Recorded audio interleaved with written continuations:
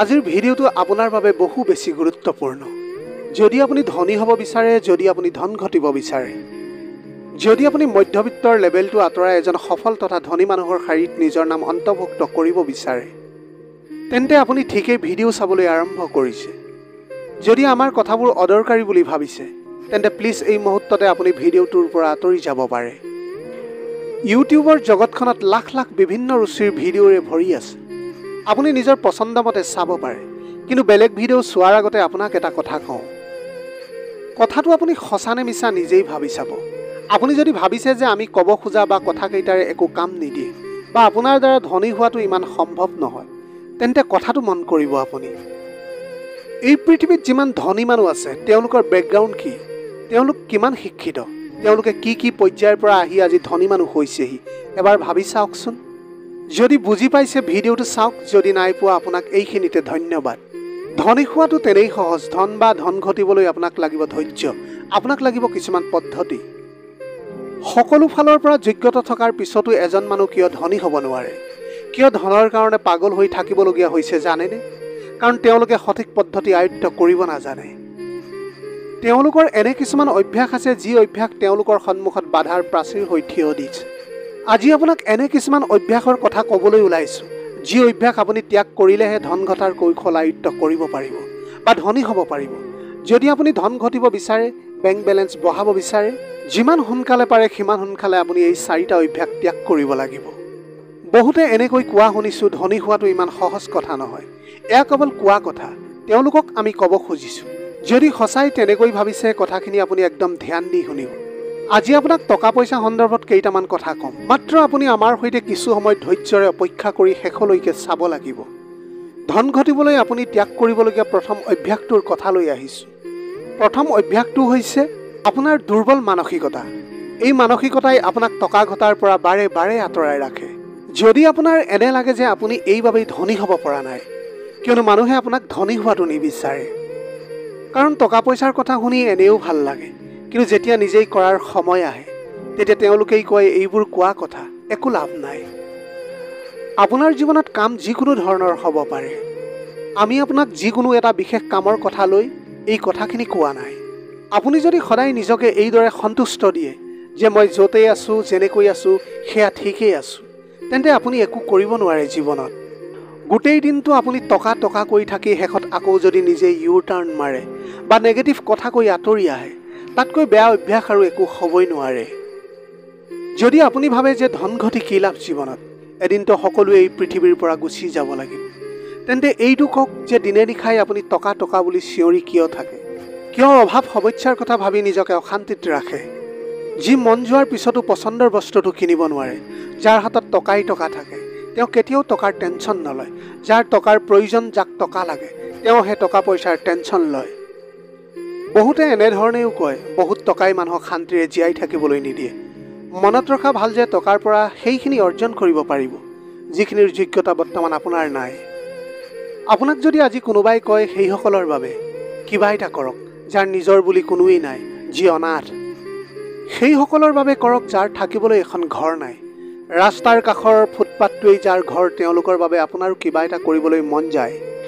সেই অনাথ ল'ৰা ছোৱালীবোৰক ভাল শিক্ষা দিবলৈ বা ভাল এখন স্কুলত এডমিশ্যন দিবলৈ আপোনাৰ মন যায়।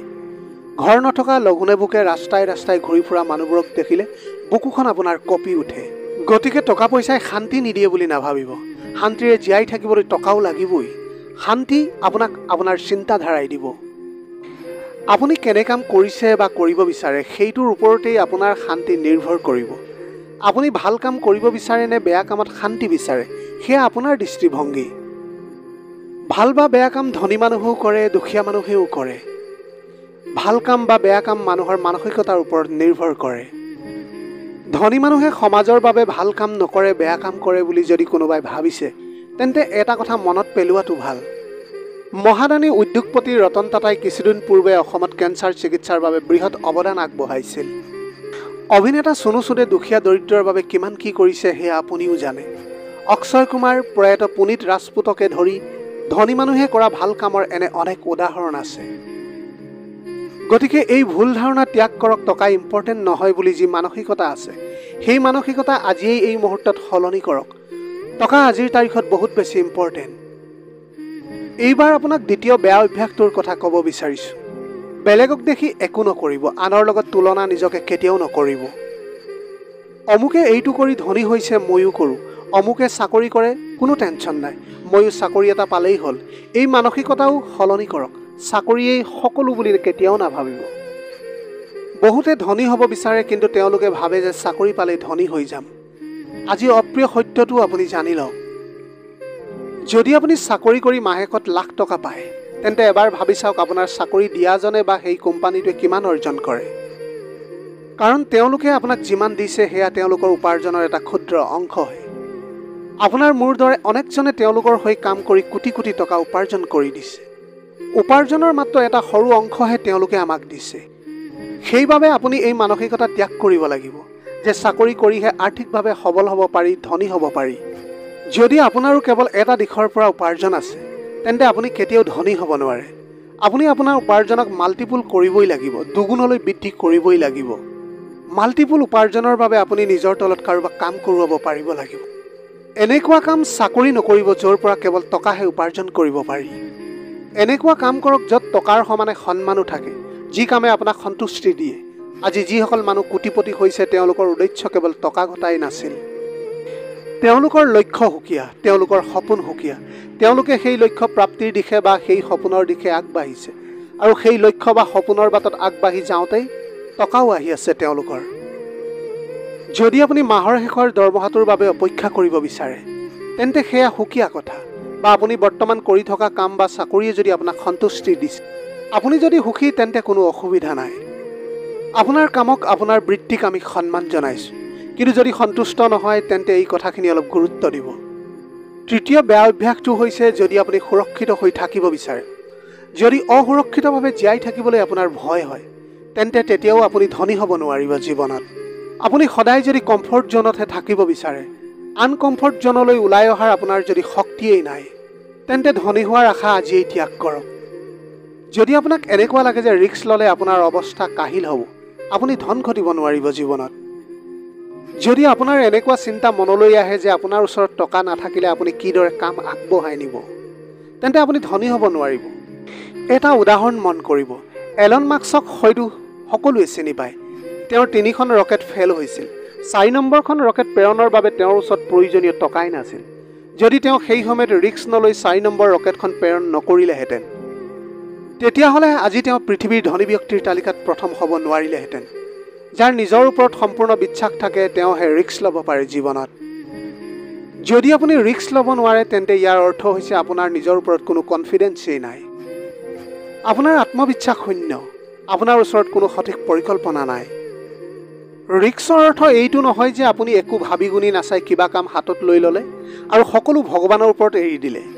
যি হয় ভগৱানৰ বলতে হ'ব, এইটো নহয়। ৰিস্ক মানে হৈছে আপোনাৰ যি পৰিকল্পনা, সেই পৰিকল্পনা সঠিক হ'ব লাগিব। সেই পৰিকল্পনাৰ কিবা নহয় কিবা এটা অৰ্থ বা মিনিং থাকিবই লাগিব। সেই পৰিকল্পনাটোৰ সম্ভাৱনীয়তাৰ কথা আপুনি আগতীয়াকৈ জানিব লাগিব। সদায় জীৱনত ৰিস্ক এনেকৈ লওক যাতে আপুনি বিফল হ'লেও ভাগি নপৰে, হাৰি নাযায়। মোৰ কামটো ঠিক নহ'লে কি হ'ব? কেনেকৈ মই আকৌ কিবা এটা কৰিব পাৰিম? মই বৰবাদ হৈ যাম। এইবোৰ নেগেটিভ চিন্তা মনৰ পৰা আঁতৰাই ৰাখিব পাৰিব লাগিব। অসুৰক্ষিত বুলি ভবা চিন্তাটোৱে আমাৰ জীৱনত এক সাংঘাতিক ৰোল প্লে কৰে। আমি অসুৰক্ষিত চিন্তাটোক সঠিকভাৱে ইউজ কৰিব পাৰিব লাগিব। এই পৃথিৱীত কোনো সুৰক্ষিত নহয়, এয়া আমাৰ মনৰ এটা ভ্ৰান্ত ধাৰণাহে মাথো। ধৰি লওক আপুনি আজিৰ তাৰিখত মাহেকত 50,000 টকা উপাৰ্জন কৰে আৰু নিজকে সুৰক্ষিত বুলি অনুভৱ কৰে।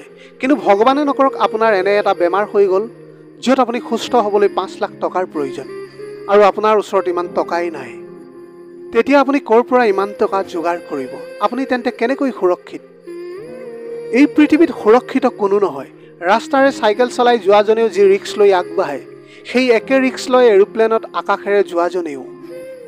এইবাৰ আহিছোঁ আটাইতকৈ বেয়া চতুৰ্থ অভ্যাসটোলৈ, যিটো অভ্যাসেও আপোনাক ধনী হোৱাৰ ক্ষেত্ৰত বাধা হৈ থিয় হয়। দৰিদ্ৰই ধন ঘটি পেলাই সাঁচতীয়া হিচাপে জমা কৰে, আৰু ধনী মানুহে ধনৰ পৰা ধন উপাৰ্জন কৰি ইনভেষ্ট কৰে।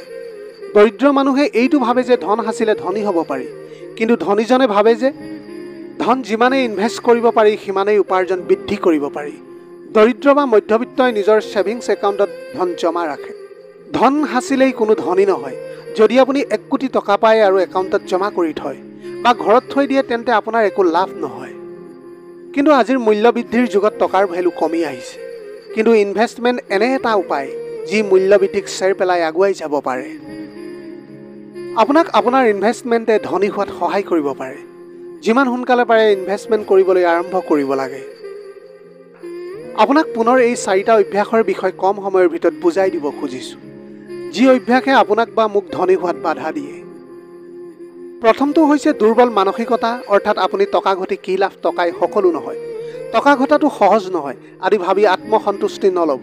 নিজৰ বিফলতাৰ বাবে আনৰ ওপৰত দুখ নাজাপিব। দ্বিতীয় অভ্যাসটো হৈছে চাকৰি বা কিবা কামৰ পিছত দৌৰি সময় বৰবাদ নকৰিব। চাকৰিয়েই সকলো বুলি কেতিয়াও নাভাবিব। তৃতীয়টো হৈছে ৰিস্ক নোলোৱা অভ্যাসেও ধনী হোৱাত বাধা হৈ থিয় দিয়ে। যিকোনো কামতে ৰিস্ক ল'ব পাৰিব লাগিব, আত্মবিশ্বাস থাকিব লাগিব, কমফৰ্ট জোনটোৰ পৰা বাহিৰ হ'ব পাৰিব লাগিব। আৰু তেনেকৈ চতুৰ্থ অভ্যাসটো হৈছে টকা থাকিলে ধনী হয় বুলি ভবা বাদ দিব লাগিব। টকা সাঁচিলে নহয়, টকা ইনভেষ্ট কৰিলেহে ধনী হ'ব পাৰিব। আপুনি যিমানেই নঘটক, যদি আপুনি ইনভেষ্ট নকৰে কেতিয়াও জীৱনত ধনী হ'ব নোৱাৰে।